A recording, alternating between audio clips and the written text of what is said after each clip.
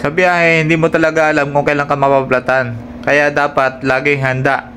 So, pakita ko sa inyo na nabutas yung gulong. I-repair natin para mawala yung butas. Yung pinakita ko kanina. Tara. Kailangan lang ito. Ganito. Yan. Ganyan.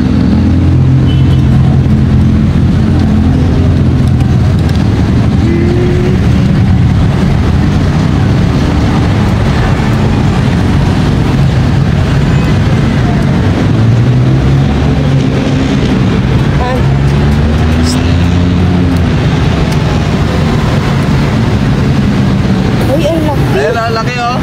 Oh. Nakapli yan. Ayan ang laki oh. Oh. Nabutas. Ayan. I-repair natin.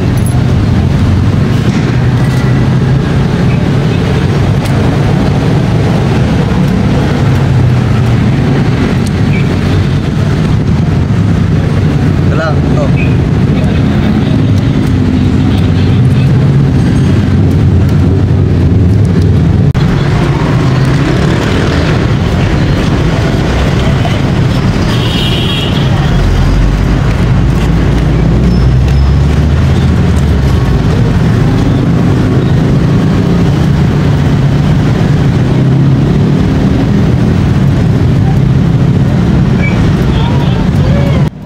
Hola, tapos na!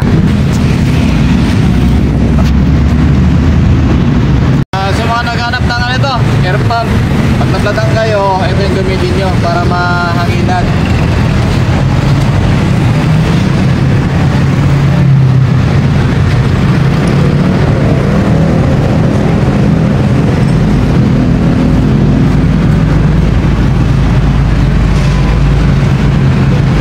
Isiset nyo lang ng yung pang motor yung hangin. Ayan o, pang bike, pang motor. Set nyo lang yan, tapos angatan nyo ng yung hangin dapat mataas. Ayan. Ayan lang o. Para malagyan ng hangin, antayin nyo pag nag-30 na to, yun. Pag nag-30 yan na, malagyan na ng hangin yan.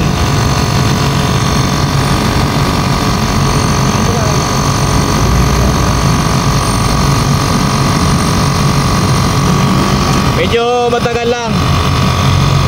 Balikan ko kayo. Ayan o, malapit na. Pag nag-30 na yan, i-stop na agad yan.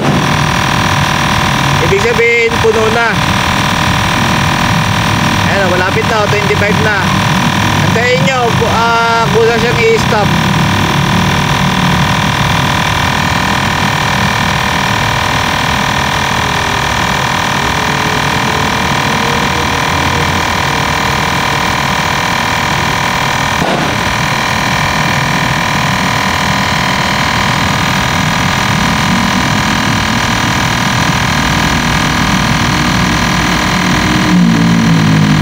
Ayan, malapit na o.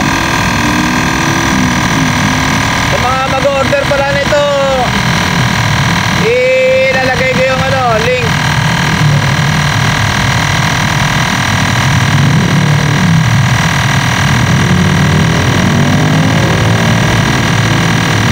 Ayan, laki ng butas oh. Ang haba, tinapon ko na yung nakatusok.